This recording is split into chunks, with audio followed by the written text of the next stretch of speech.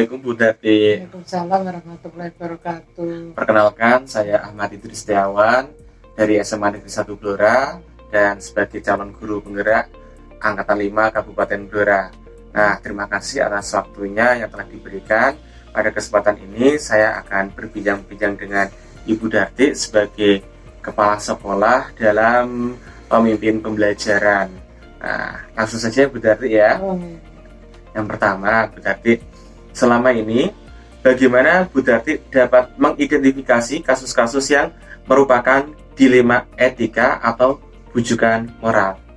Cara saya mengidentifikasi masalah yang berhubungan dengan dilema etika dan bujukan moral adalah dengan melihat masalah tersebut dari dua sisi, dengan mengidentifikasi masalah yang lebih sulit atau mudah dalam penyelesaiannya. Yang saya selesaikan adalah masalah yang sulit terlebih dahulu agar dapat memberikan pengaruh yang positif atau pengarahan terkait dengan keputusan yang diambil. Begitu ya Bu Darti. Nah, untuk selama ini bagaimana Bu Darti dapat menjalankan pengambilan keputusan di sekolah Bu Darti, yaitu MI di Ngampel ya Bu Darti ya? Nah, terutama untuk kasus-kasus di mana ada dua kepentingan yang sama-sama benar atau sama-sama mengandung nilai kebajikan Bu Darti. Sebagai seorang pemimpin di sekolah, dalam mengambil sebuah keputusan harus dapat dipertanggungjawabkan dengan memperhatikan segala aspek serta merefleksikan sesuai dengan nilai-nilai yang kita pedomani. Hal ini sejalan dengan semboyan yang ngarso sung tulodo. Kemudian seorang kepala sekolah dalam mengambil keputusan juga membutuhkan keberanian dan konsekuensi dan implikasi dari keputusan yang kita ambil, karena tidak ada keputusan yang bisa sepenuhnya mengakomodir kepentingan pemangku kepentingan. Oleh karena itu, sebuah keputusan yang diambil haruslah butuh banyak pertimbangan agar kepentingan tersebut tidak saling dirugikan. Lalu langkah-langkah atau prosedur seperti apa yang biasa Bu Darti lakukan selama ini Bu Darti untuk yang mengandung nilai kebajikan? Dalam melaksanakan tugas sebagai seorang kepala sekolah juga harus memiliki keterampilan keterampilan ini sangat membantu dalam menguji pengambilan keputusan yang kita ambil. Apakah keputusan-keputusan yang kita ambil berbasis etika, visi misi sekolah, dan berpihak pada guru dan murid, budaya positif serta nilai-nilai yang dianggap penting dalam sebuah institusi, sehingga prinsip-prinsip dasar yang akan kita gunakan sebagai acuan lebih jelas. Dengan melakukan coaching, harapannya kepala sekolah mampu memotivasi serta mendorong guru menemukan dan menggali potensinya secara optimal. Hal-hal apa saja yang selama ini Bu Darti anggap efektif dalam pengambilan keputusan pada kasus-kasus dilema etika Bu Darti? Dalam hal pengambilan keputusan pada kasus dilema etika, biasanya sekolah kami menerapkan beberapa hal sebelum mengambil keputusan, diantaranya: 1. Mengidentifikasi keputusan yang perlu diambil. 2. Mengumpulkan informasi yang relevan. 3. Mencari solusi alternatif sebelum mengambil keputusan. 4. Mempertimbangkan kembali bukti yang sudah diterima. 5. Lalu ambil tindakan untuk menentukan sebuah keputusan. Kemudian, hal-hal apa saja yang selama ini merupakan tantangan dalam pengambilan keputusan pada kasus-kasus dilema etika tersebut Bu Darti? Hal dan tantangan yang berat dalam mengambil keputusan adalah paradigma keadaan melawan rasa kasihan. Pilihan yang ada adalah memilih antara keadilan dan perlakuan yang sama bagi semua orang atau membuat pengecualian, karena kemurahan hati dan kasih sayang terkadang diperlukan untuk memegang teguh peraturan, akan tetapi kita pun terkadang perlu membuat pengecualian untuk hal yang benar dan manusiawi. Begitu ya Bu Darti ya, harus ada itu ya.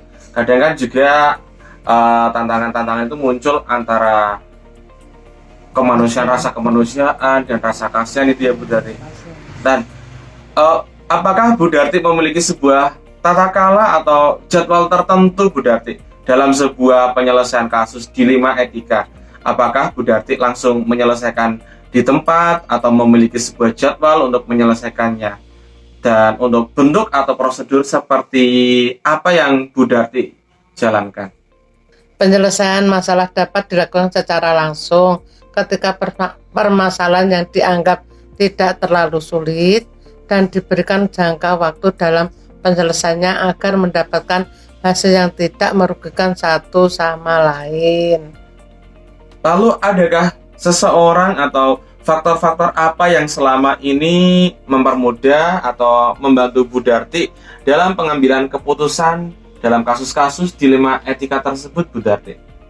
Paradigma berpikir dari semua warga sekolah serta masyarakat lingkungan sekolah yang terkadang terpengaruh dengan kodrat zaman, terlebih lagi di tengah arus globalisasi di segala bidang terutama teknologi yang sangat memengaruhi pola pikir masyarakat. Kami harus melakukan musyawarah dengan Dewan Guru untuk memperoleh keputusan yang dapat diterima oleh semua pihak. Dari semua hal yang telah disampaikan, pembelajaran apa yang dapat Bu Darti petik dari pengalaman Bu Darti saat mengambil keputusan dilema etika tersebut?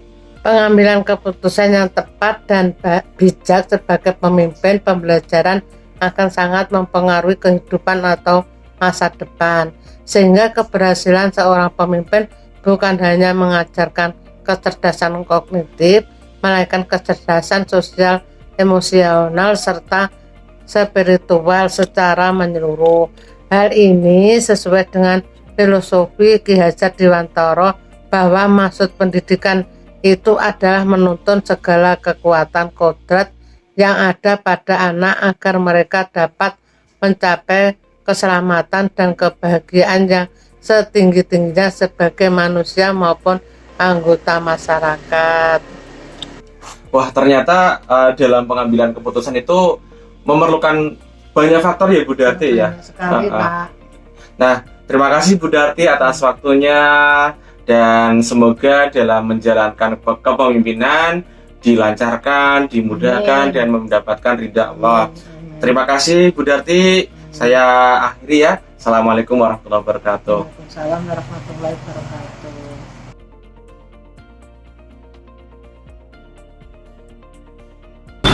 Assalamualaikum Bu Yuni. Waalaikumsalam warahmatullahi wabarakatuh. Bu Yuni, perkenalkan saya Ahmad Idris Setiawan. Pada kesempatan kali ini saya memohon untuk waktunya kepada Bu Yuni untuk melakukan kegiatan modul 3.1 yaitu interview dengan kepala sekolah sebagai bentuk kepemimpinan. Bu Yuni, selama ini bagaimana Bu Yuni dapat mengidentifikasi kasus-kasus yang merupakan dilema etika atau bujukan moral Bu Yuni?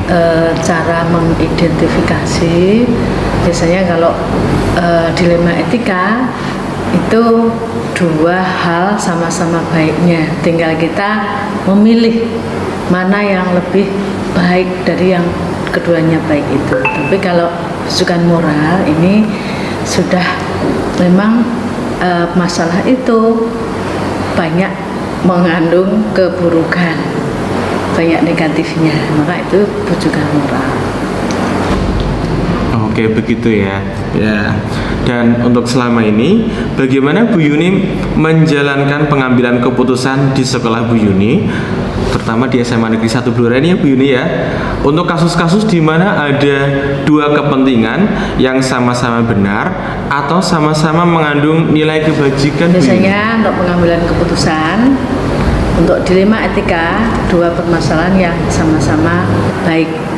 Nah, ini biasanya saya undang beberapa teman yang terkait itu kesiswaan, BK, wali kelas, ataukah satpas dan sebagainya. Nah, nanti kita bicarakan kira-kira kalau kita mengambil langkah A itu kebaikannya apa saja, kalau kita mengambil langkah B kebaikannya apa saja. Kemudian kita lihat mana yang potensi lebih besar, maka itulah yang kita ambil berdasarkan hasil mufakat.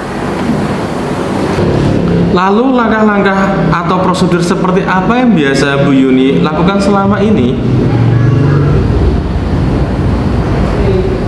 Iya, jadi untuk dilema etika ini ya, untuk dilema etika, langkah-langkah yang saya ambil biasanya saya libatkan teman-teman untuk mencari informasi yang sebanyak-banyaknya, sedetail-detailnya, dengan harapan kalau kita sudah mempelajari kasus tersebut secara detail, insya Allah keputusan yang kita ambil tidak akan gegabah dengan melibatkan teman-teman yang terkait. Nah, ya, sesudah itu kita bicarakan dengan informasi yang lengkap, maka kita pertimbangkan mana yang sebaiknya kita ambil dengan mempertimbangkan mana yang lebih besar manfaatnya. Dan hal-hal apa saja yang selama ini Bu Yuni anggap efektif dalam pengambilan keputusan pada kasus-kasus dilema etika? Ya, yang langkah-langkah efektif ya seperti yang saya sampaikan tadi, cari informasi yang selengkap-lengkapnya, sedetail-detailnya dari semua sumber, semua yang terlibat, apakah itu orang tua yang perlu kita libatkan, komite, stakeholder sekolah, kita undang semuanya. Dan juga kita perlu melihat informasi-informasi yang ada, kasus yang sama. Kemudian sesudah itu seperti biasanya kita lakukan diskusi dengan pihak-pihak yang terkait, teman-teman yang terkait untuk pengambilan keputusan. Jadi garis besarnya langkah efektif itu mencari informasi yang sebanyak-banyaknya dari semua pihak yang terkait dan kita lakukan diskusi pun secara mendalam. Jadi kan kita lakukan langkah ini apa akibatnya, kita lakukan langkah ini apa akibatnya maupun akibat positifnya. Nah, nanti kita lihat mana yang banyak positifnya dan kita mampu melaksanakan sesuai dengan kondisi yang memiliki masalah, maka kita ambil yang terbaik. Hal-hal apa saja yang selama ini merupakan tantangan bagi Bu Yuni dalam pengambilan keputusan pada kasus-kasus dilema etika ya? Tantangan-tantangan selama ini menurut hemat saya itu pro dan kontra, pendapat yang berbeda dari warga sekolah. Contoh kasus, pernah terjadi anak mencuri sebuah HP. Kemudian setelah kita telusuri, ternyata anak ini punya latar belakang keluarga yang sangat miskin, anak yatim piatu, kemudian ikut kakeknya yang juga sangat miskin, sehingga anak ini perlu dikasihani dan perlu diberikan kesempatan untuk memperbaiki diri.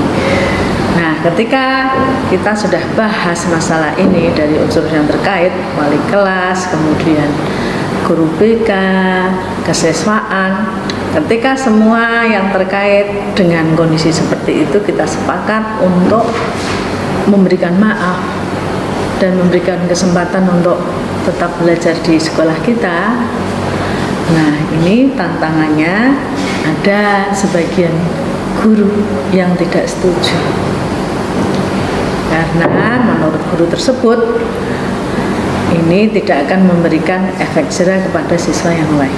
Itu pun baik sebenarnya, tapi kita lihat karena kondisi anak ini sangat memprihatinkan dan kalau kita keluarkan pasti putus sekolah, maka kita mengambil langkah yang memaafkan, dan ini timbul pro kontra di kalangan guru-guru. Namun tidak ada masalah sepanjang kita bisa memahamkan guru-guru yang kontra kenapa langkah ini kita ambil.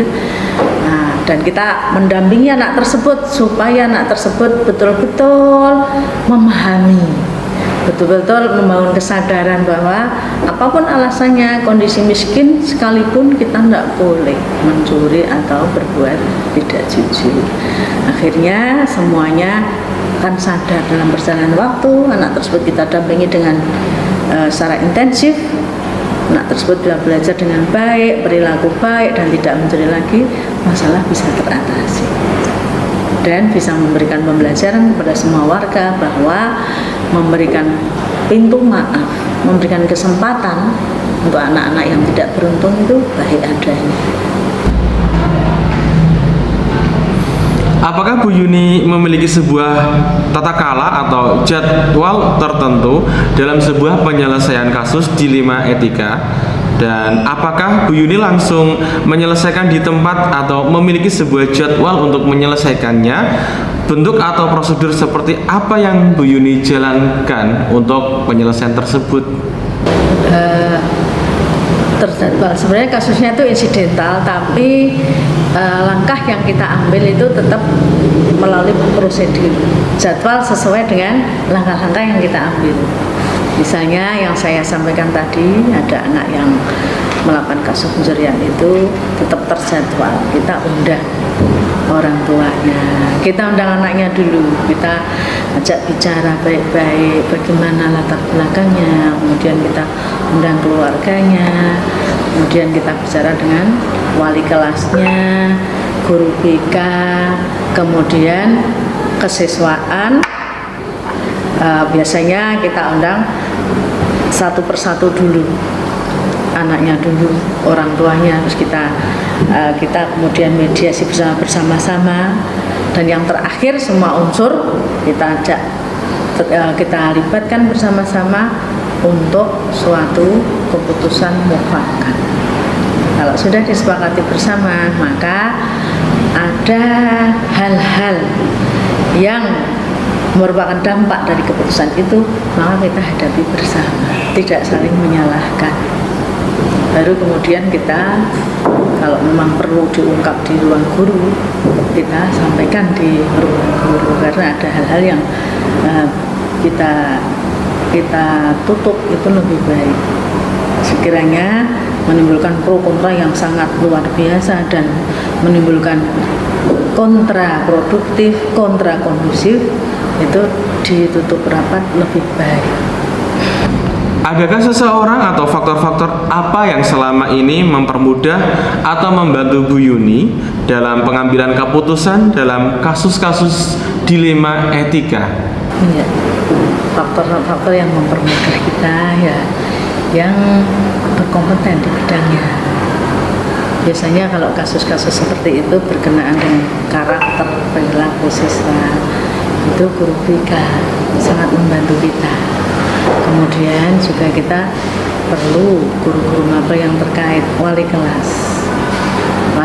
Kemudian kita perlu memahamkan aturan yang ada, baik itu kepada wali kelas, pada guru-guru, aturan-aturan yang ada tentang penanganan siswa, tentang perlindungan anak dan lain-lain, supaya dengan memahami peraturan itu, guru-guru, wali kelas, kemudian guru BK itu juga memudahkan kita untuk kenapa kita harus mengambil langkah seperti ini, karena kita tidak mungkin lepas dari aturan yang ada. Maka yang memberikan kemudahan itu fahamnya guru-guru dengan peraturan yang ada.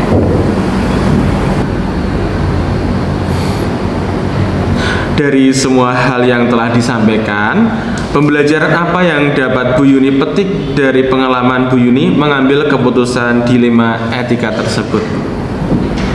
Yang refleksi dari apa pengalaman saya selama ini ketika mengambil langkah ketika terjadi adanya dilema etika, itu ada 3 hal prinsip, yang lain-lainnya banyak tapi 3 hal prinsip. 1, pemahaman guru-guru terhadap aturan yang berkenaan dengan dilema etika itu harus kuat pemahaman guru-guru, jangan sampai guru-guru tidak tahu aturan-aturan yang berkembang di dunia pendidikan. Jadi yang pertama itu pahami aturan yang ada. Yang kedua pahami tidak hanya aturan saja, pahami aturan dan pahami masalah yang terjadi. Jangan sampai kesalahan informasi, kemudian informasi yang tidak benar ini terjadi, karena kalau masalah yang kita tangani ini ternyata tidak sesuai dengan faktanya, ini juga bahaya. Sehingga yang pertama ini kita memahami aturan dan memahami masalah yang terjadi. Terus yang kedua, adanya komunikasi kepada pihak-pihak yang terkait di sekolah, atau kalau perlu stakeholder sekolah, kepada wali murid dan sebagainya. Kita perlu komunikasi pada pihak-pihak yang terkait. Kurang adanya komunikasi ini menyebabkan masalah tersebut menimbulkan masalah yang lebih serius lagi. Maka yang kedua adalah perlunya adanya komunikasi dengan pihak-pihak yang terkait, baik itu di internal sekolah maupun di eksternal, pihak eksternal. Dan yang terakhir ini pasca pengambilan keputusan ini juga tidak bisa dianggap enteng, karena pasca pengambilan keputusan itu bisa menimbulkan pro dan kontra. Maka ini pendampingan intensif. Kita punya teman-teman yang kita bisa ajak untuk menyuarakan rasional dari keputusan yang kita ambil. Dan kalau perlu, kepala sekolah tetap meluruskan, memahamkan semua warga sekolah, sehingga kondusivitas sekolah, produktivitas sekolah tetap terjaga, tidak mendapatkan dampak negatif dari tadi pengambilan keputusan, dilema etika seperti itu. Terima kasih Bu Yuni telah menyempatkan waktu untuk saya interview dalam pengambilan keputusan sebagai pemimpin di SMA Negeri 1 Blora. Terima kasih. Assalamualaikum Bu Yuni. Sama-sama. Saya secara pribadi dan juga sebagai yang dituakan di SMA Negeri 1 Blora, saya menyampaikan apresiasi untuk 7 guru penggerak, 1 pendamping praktek. Luar biasa semangatnya, sampai saya lihat sampai malam hari untuk mengerjakan tugas, mengikuti Zoom. Luar biasa, barakallah untuk teman-teman. Waalaikumsalam warahmatullahi wabarakatuh. Gemilang jaya.